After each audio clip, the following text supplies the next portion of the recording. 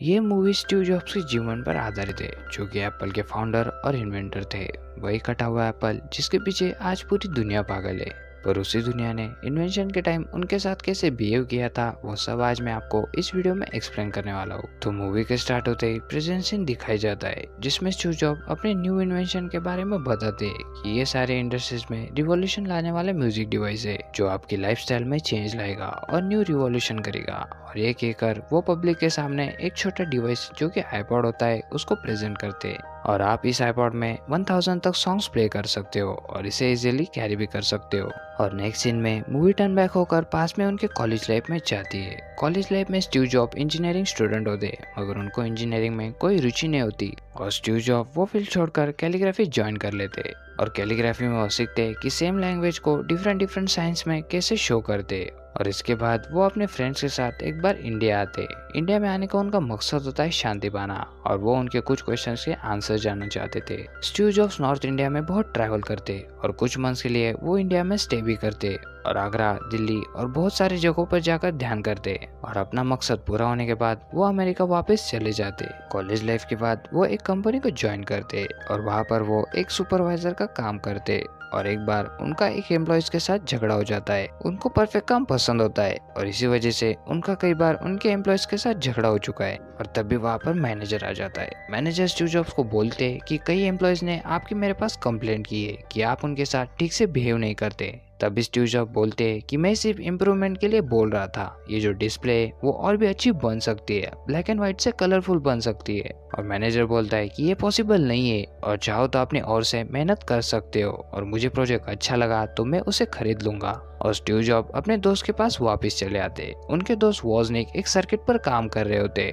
तभी Steve job की नजर उस सर्किट पर पड़ती और वो उनके दोस्त को उसके बारे में सब कुछ पूछने लगते। और वो सर्किट कंप्यूटर के लिए बनाया होता है। और साथ ही साथ वॉजनिक स्टीव जॉब्स को अपने प्रोग्राम गेम भी दिखाते और स्टीव जॉब वो देखकर काफी खुश हो जाते। और नेक्स्ट डे वो उस गेम को लेकर अपनी कंपनी में आ जाते और अपने मैनेजर को वो सब कुछ दिखाते। और बाद में मैनेजर उस प्रोजेक्ट को देखकर काफी खुश हो जाते और स्टीव जॉब को $2000 देते। और अब उन पैसों को लेकर स्टीव जॉब वॉजनिक के गैराज में आ जाते और उसे बताते कि मैंने उसे मेरे कंपनी में बेच दिया, और उसे वो $350 देते। और तभी स्टीव जॉब्स की एक और सर्किट पर नजर पड़ती है और वॉजनिक स्टीव को बताते कि ये तुम्हारे काम का नहीं है। तब स्टीव फिर से पूछते कि ये आखिर है क्या। तब फाइनल वॉजनिक स्टीव को बताते कि ये कंप्यूटर के लिए एक प्राइमरी सर्किट है और उसे कनेक्ट कर वो स्टीव को भी दिखाते। तभी स्टीव जॉब उसे देखकर काफी इम्प्रेस हो जाते और वॉजनिक को बताते कि अगर हम इसे पब्लिक में सेल करें तो हम बहुत सारे पैसे कमा सकते हैं। मगर वॉजनिक उसे बताते कि ये कमर्शियल यूज के लिए, पब्लिक इसमें इंटरेस्ट नहीं दिखाएंगे। तभी स्टीव उसे बताते कि पब्लिक इसे एज ए एंटरटेनमेंट पर्पज और टाइपिंग पर्पज के लिए यूज कर सकते। और फाइनली वॉजनिक स्टीव को यस बोलते। देन नेक्स्ट सीन में वो दोनों स्टैनफोर्ड यूनिवर्सिटी जाते और वहाँ पर उन लोगों को अपना प्रोजेक्ट दिखाते। मगर बहुत सारे लोग उन्हें इग्नोर कर वहाँ से चले जाते। मगर बाद में एक शॉपकीपर उनके पास आता है और उनको अपने लिए कंप्यूटर बनाने का बोलता है और उसका कार्ड देकर वो वहाँ से चला जाता है। अब नेक्स्ट डे स्टीव उस शॉप में जाते। शॉपकीपर उसे बोलता है कि मुझे कंप्यूटर चाहिए, मगर स्टीव जॉब समझते हैं कि उसे कंप्यूटर में यूज करने के लिए सर्किट चाहिए और उनकी $500 में डील फिक्स होती है। मगर स्टीव जॉब्स को पता नहीं था कि उस शॉपकीपर को पूरा कंप्यूटर चाहिए। और बाद में वो उस गैराज में उनके कॉलेज के दोस्तों के साथ मिलकर सर्किट बनाना शुरू कर देते और फर्स्ट टाइम इस सर्किट कंपनी का नाम रखते एप्पल। और इस तरह एप्पल कंपनी का स्टार्टअप शुरू होता है। और कुछ दिनों में वो सारे मदरबोर्ड और सर्किट बनाकर अपने टीम के साथ उस शॉपकीपर के पास जाते और उसे बताते कि ऑर्डर के मुताबिक सारे सर्किट हमने बना लिए। और तभी शॉपकीपर बोलता है कि मैंने पूरा कंप्यूटर बताया था, ये तो सिर्फ सर्किट है। स्टीव जॉब बोलते कि हमारी ऐसी डील नहीं हुई थी। शॉपकीपर बोलता है कि इसमें बात करने की जरूरत ही नहीं थी, मैंने तो कंप्यूटर बताया था। और इस बात से स्टीव जॉब्स को बहुत बुरा लगता है और बाद में उसे बताते कि आपको मैकिंटोश सीरीज मिल जाएगी, जो कि उनके फर्स्ट कंप्यूटर का नाम था। और बाद में वो अपने कुछ दोस्तों को कॉल करते और उन्हें बताते कि हमने एक कंपनी स्टार्ट की है जिसमें हमें कुछ इन्वेस्टमेंट की जरूरत है। और स्टीव जॉब अपने एक दोस्त को पैसे इन्वेस्ट करने के लिए मना लेते और वो एप्पल कंपनी का फर्स्ट पार्टनर और इन्वेस्टर होता है। और धीरे धीरे वो सब लोग मैकिंगस्टो 2 पर काम करना शुरू करते और उसे इम्प्रूव करने में लग जाते। और अब स्टीव जॉब बारी बारी से सिलिकॉन वैली कैलिफोर्निया के सभी कॉर्पोरेट और इलेक्ट्रिक सप्लायर लोगों को कंप्यूटर बेचने के लिए कॉल करते, मगर उनको अच्छा रिस्पांस नहीं आता।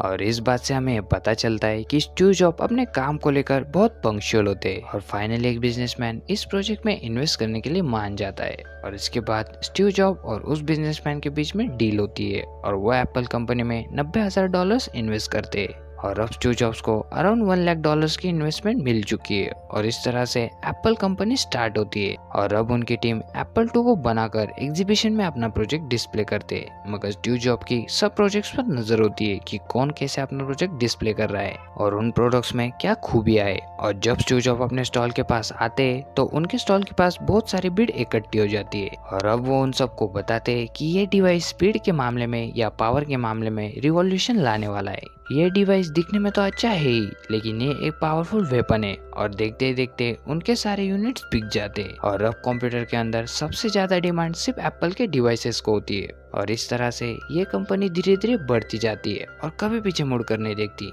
स्टीव जॉब्स को सिर्फ अपने काम से मतलब होता है और किसी से नहीं। वो अपने काम को लेकर बहुत पंक्चुअल और फोकस होते हैं। स्टीव जॉब के अंदर एक अच्छी क्वालिटी ये होती है कि वो अच्छी तरह से जानते हैं कि एम्प्लॉय से कैसे ज्यादा काम निकलवाया जाए। अब एक बार स्टीव जॉब डेवलपिंग एरिया में एम्प्लॉय से बातें कर रहे होते और वो लोग ग्राफिक्स के ऊपर काम कर रहे होते। स्टीव जॉब सबको बताते कि अब टाइम आ गया है कि हम अब ग्राफिक्स के अंदर चेंज लाए। ये जो है वो सब नॉर्मल था, लेकिन अब हम इसमें एनिमेशन ऐड करने जा रहे हैं और ज्यादा इफेक्टिवनेस ऐड कर रहे हैं।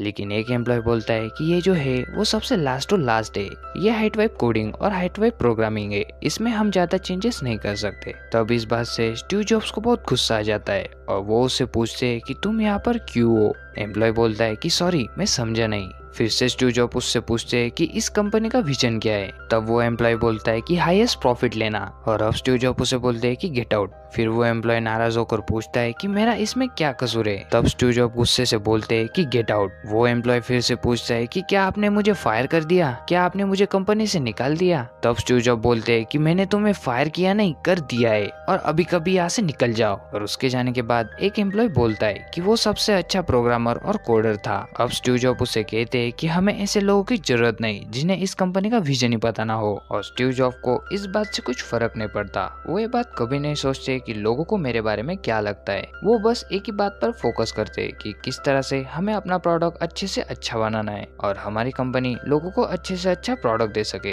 और अब आईपीओ लॉन्च होने से पहले वोजनिक स्टीव जॉब को मिलने के लिए आते, लेकिन स्टीव कहते कि मेरे पास बात करने के लिए टाइम नहीं है, हम बाद में बात करते। और आईपीओ लॉन्च होने के बाद कंपनी इम्प्रूवमेंट दिखाती है और इस बात से सब लोग पार्टी करते हैं। कुछ टाइम बाद वार्ड ऑफ मेंबर्स भी इसमें शामिल हो जाते हैं और कुछ वार्ड मेंबर स्टीव जॉब के काम को लेकर खुश नहीं होते। वार्ड ऑफ मेंबर्स में बातें चलती है कि स्टीव को कंपनी से निकाल देना चाहिए। तब इस कंपनी का सबसे पुराना इन्वेस्टर कहता है कि स्टीव जॉब भी एप्पल कंपनी का विजन है और उसी की वजह से ये कंपनी गराज से उठकर इस मुकाम तक पहुंची है। एक वार्ड मेंबर बोलता है कि आपने देखा कि आईबीएम ने न्यूज़पेपर में 3 पेज की एड दी है और हम कुछ नहीं कर रहे। स्टीव जॉब पहले अच्छे थे, लेकिन अब वो हमारे कंपनी के लिए एक टाइम बम बन चुके। वो मिलियंस ऑफ डॉलर बर्बाद कर रहे और वो भी ऐसे कंप्यूटर के अंदर जिसे लोग कभी भी अपनाना नहीं चाहेंगे। मगर वो इन्वेस्टर वार्ड मेंबर्स को समझाता है कि पर्सनल कंप्यूटर का जो मार्केट है वो स्टीव जॉब ने एक्सप्लोर किया है। अभी तक आईबीएम पीसी बनाती नहीं थी, वो हमें फॉलो करे, यानी कि हम सबसे ऊपर है, ना कि ये आईबीएम कंपनी। लेकिन फिर भी जो मेजोरिटी ऑफ वार्ड मेंबर्स होते हैं वो स्टीव जॉब को निकालना चाहते और ये सारी बात वो सबसे पुराना इन्वेस्टर स्टीव जॉब को बताता है कि तुम्हें प्रोजेक्ट बंद करना होगा और कंपनी तुम्हें निकाल रही है।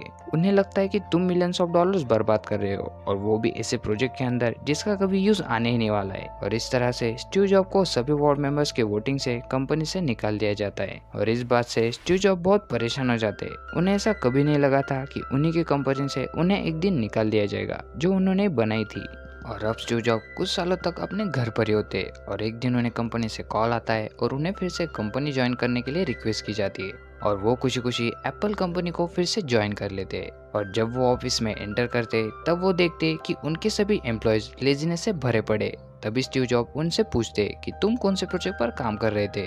तब वो लोग एक दूसरे के मुंह की तरफ देख रहे होते। उन्हें ये भी नहीं पता होता कि वो कौन से प्रोजेक्ट पर काम कर रहे, और स्टीव हंसकर वहां से चले जाते और उन सबको अपने ऑफिस में बुलाते और उन्हें पूछते कि ये कौन सा प्रोजेक्ट था और इसमें क्या प्रॉब्लम आ रही थी, और अब हम इन एरर्स को सॉल्व करने की ट्राई करते। लेकिन वो लोग उस प्रोजेक्ट पर काम करना ही नहीं चाहते थे, और इसीलिए स्टीव बोलते कि ठीक है, हम जीरो से स्टार्ट करेंगे और फिर से एक नया प्रोजेक्ट बनाएंगे। लेकिन तभी वहाँ पर पहले वाले प्रोजेक्ट का मैनेजर आ जाता है और वो स्टीव को बोलता है कि तुम मेरी टीम में कुछ छेड़खानी मत करना, मुझे तुम्हारे बारे में सब कुछ पता है। जो तुम्हारा लास्ट प्रोजेक्ट था उसे तो तुमने बर्बाद कर दिया, लेकिन साथ ही साथ कंपनी के मिलियंस ऑफ डॉलर बर्बाद कर दिए। और ये सारी बात स्टीव शांति से सुन लेते और उस मैनेजर के पास जाकर जोर से चिल्लाते हुए बोलते कि तुम्हारे और मेरे बीच में क्या डिफरेंस है ये मुझे तुम्हें बताने की जरूरत नहीं, और तुम्हें एक और बात मैं बता दूं कि अब इस प्रोजेक्ट का डायरेक्टर मैं हूँ और आज से मैं ही इस प्रोजेक्ट को लीड करूंगा, और तुम्हें इस कंपनी से निकाल दिया जाता है। और अब स्टीव अपनी पुरानी टीम को इकट्ठा करने में लग जाते। बारी बारी से वो सभी ऑफिस में जाकर अच्छे अच्छे एम्प्लॉयज को और उनके साथ जो पुराने एम्प्लॉयज थे उन सभी को इकट्ठा करते और उन सबको बताते कि क्या तुम अच्छे प्रोजेक्ट पर काम करना चाहते हो। तब वो लोग कुछ बोल नहीं पाते क्योंकि स्टीव जॉब स्ट्रिक्ट भी उतने ही थे और अच्छे भी उतने ही थे। और इस तरह से स्टीव जॉब सब पुराने मेंबर्स को एक तरफ लेकर एक अच्छी सी टीम बनाते और वोजनिक को बताते कि तुम्हें किस तरह से काम करना है और मुझे किस तरह से आउटपुट चाहिए। और धीरे धीरे वो लोग एक न्यू पीसी बिल्ड कर लेते और वो दिखने में अमेजिंग होता है। और जब स्टीव उसको बारीकी से देख रहे होते तब सबकी नजरें स्टीव जॉब की तरफ होती है और स्टीव उस पीसी को देखते रहते और वो बोलते हैं कि ये अच्छा है, यानी कि अच्छा नहीं बल्कि बहुत ही अच्छा है। और अब कुछ टाइम बाद वार्ड मेंबर्स की मीटिंग होती है और इस मीटिंग में वार्ड मेंबर्स स्टीव को बताते हैं कि हमारे मार्केट शेयर बाकी के कंपनीज के मुकाबले बहुत गिर गए और IBM ने हमारे कंपेयर में 70% ज्यादा शेयर्स गेन किए।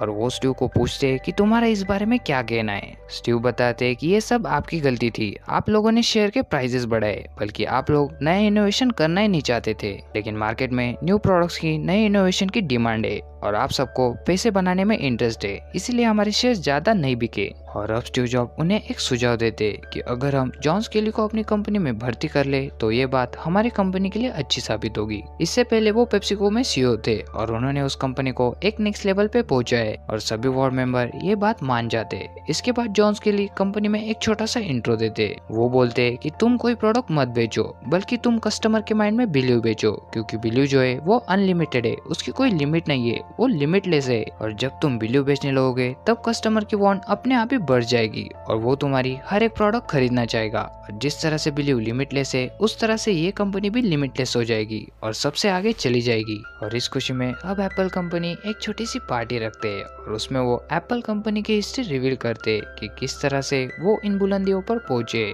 अब स्टीव जॉब के बाद पता चलती है कि एक वार्ड ऑफ मेंबर उनसे खुश नहीं होता। तब स्टीव जॉब इस बात के बारे में पुराने इन्वेस्टर और नए CEO से पूछते कि असल में प्रॉब्लम क्या है। तब वो बताते हैं कि तुम्हारा जो प्लान है कि कुछ एरर फाइंड करने के बाद $1000 स्पेंड करना, तो ये प्लान उन्हें पसंद नहीं आया। दरअसल स्टीव जॉब का ये प्लान होता है कि वो लोगों को चैलेंज करे कि आप हमारे पीसी में एरर निकाल के दिखाओ, और किसी ने कर दिखाया तो हम उसे $1000 देंगे। मगर इस बात से अब CEO भी नाराज होते और स्टीव जॉब गुस्से से बोलते कि तुम्हें इस कंपनी में लाना ही मेरी गलती थी। इसके बाद जब नेक्स्ट डे स्टीव ऑफिस में आते तब उन्हें लेने के लिए उनके एम्प्लॉयज गेट पर ही उनकी राह देख रहे होते और उनको ये समझ आ जाता है कि कुछ तो गड़बड़ है। और अब वो सब अपने ऑफिस में आते और वो उनको ग्राफिकल इंटरफेस कंप्यूटर दिखाते और जब वो देखते तब उन्हें पता चलता है कि माइक्रोसॉफ्ट ने उनका इंटरफेस कॉपी कर लिया है। और अब वो माइक्रोसॉफ्ट में कॉल कर गुस्से में बोलते कि जो तुमने हमारा इंटरफेस कॉपी किया है इसके लिए मैं तुम्हें कोर्ट में देख लूंगा और $1 $1 वापिस ले लूंगा, तुम्हें कुछ भी कमाने नहीं दूंगा।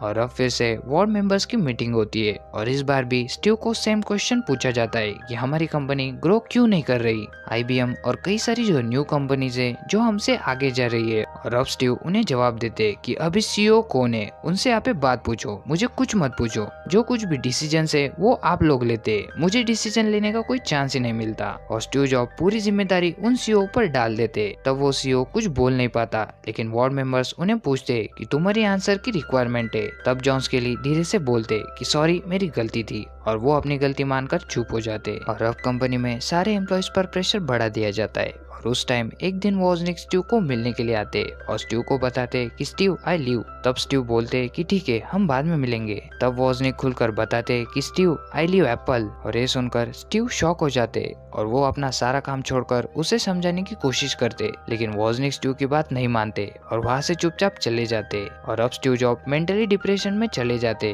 क्योंकि वॉजनिक वही इंसान था जिसके साथ स्टीव जॉब ने इतनी बड़ी कंपनी खड़ी की थी। और अब नेक्स्ट डे स्टीव जॉब को अर्ली मॉर्निंग कंपनी में बुलाते और तब वार्ड मेंबर्स कुछ बातें कर रहे होते और तभी स्टीव वहाँ पर एंट्री करते। तब सीईओ स्टीव को बोलते कि कुछ दिनों से मेरे काम में मुझे डिसीजन लेने में प्रॉब्लम आ रही है, मैं अच्छे से डिसीजन नहीं ले पा रहा हूँ, कुछ लोगों की वजह से मुझे प्रॉब्लम हो रही है। तब स्टीव अल्टीमेटली समझ जाते हैं कि ये मेरे बारे में ही बात कर रहे हैं और स्टीव नाराज होकर वहाँ से चले जाते। और अब नेक्स्ट डे मॉर्निंग में वार्ड मेंबर्स की वोटिंग होती है और majority of ward members Steve को फिर से निकालना चाहते हैं और एक बार फिर से उन्हें कंपनी से निकाल दिया जाता है। मगर स्टीव जॉब घर पर रहकर नेक्स्ट और पिक्सन कर दो बड़ी कंपनीज को स्टार्ट करते और अब वो अपनी लाइफ को आराम से स्पेंड कर रहे होते। अब वो ज्यादा कुछ काम भी नहीं करते और अब कुछ सालों बाद फिर से स्टीव जॉब्स को एप्पल कंपनी ज्वाइन करने की रिक्वेस्ट आती है और अब कंपनी पूरी तरह से कंगाल बन चुकी है। उनके पास इतने भी पैसे नहीं बचे होते कि वो कंपनी को आगे चला पाए, इसीलिए उनके जो करंट सीईओ होते वो स्टीव को मिलकर बोलते कि तुम्हारी कंपनी को बहुत जरूरत है। मैं मानता हूँ कि कंपनी ने तुम्हें 2 बार निकाल दिया है, मैं भी तुम्हारी फीलिंग समझ सकता हूँ, लेकिन आज कंपनी को तुम्हारी जरूरत है। और अब एप्पल स्टीव जॉब की उन 2 कंपनीज को टेक ओवर कर लेती है और एक बार फिर से उनकी एप्पल में एंट्री होती है। और अब एप्पल का पूरा हेडक्वार्टर चेंज हो गया होता है। पुराने जो एम्प्लॉयज थे वो भी कंपनी छोड़कर चले गए थे और जब स्टीव जॉब डिजाइनिंग टीम से मिलते तब वो उन्हें कुछ क्वेश्चन पूछते कि तुम्हारे मायने में डिजाइन क्या है, ब्यूटी क्या है। तब जो आर्टिस्ट होते वो इस क्वेश्चन का अच्छे से जवाब नहीं दे पाते, मगर वो उन्हें अच्छे से समझाते कि ब्यूटी का मतलब क्या होता है और वो उन पर चिल्लाते भी नहीं है और कुछ गुस्सा भी नहीं करते। और कुछ टाइम बाद वार्ड मेंबर फिर से उन्हें मिलते और उन्हें बताते कि कंपनी के शेयर प्राइसेस फिर से गिर रहे हैं और उसे हैंडल करने के लिए आपको कुछ करना होगा। लेकिन स्टीव उनकी बात नहीं सुनते और उन्हें बताते कि मेरा काम सिर्फ इनोवेशन करना है, प्रोडक्ट डिजाइन करना है और अच्छे से उसे मार्केट में एंटर करवाना है। अब ये जो प्रॉब्लम्स हो रही है तब मैं यहाँ पर नहीं था, मेरे से इसका कोई लेना देना नहीं है, मुझे सिर्फ अच्छे प्रोडक्ट से मतलब है। और इस तरह से स्टीव उनकी बात को अनसुना कर वहाँ से चले जाते और अब सीईओ एक मीटिंग रखते जिसमें वो सभी वार्ड मेंबर, इन्वेस्टर और स्टीव को इन्वाइट करते। वो बोलते कि अभी कंपनी अच्छे से नहीं चल रही और अब कंपनी कंगाल होने के कगार पर आ चुकी है, लेकिन मेरा फर्ज है कि मैं कंपनी को अच्छे से हैंडल करूं। सीईओ स्टीव को पूछते हैं कि तुम क्या करना चाहते हो।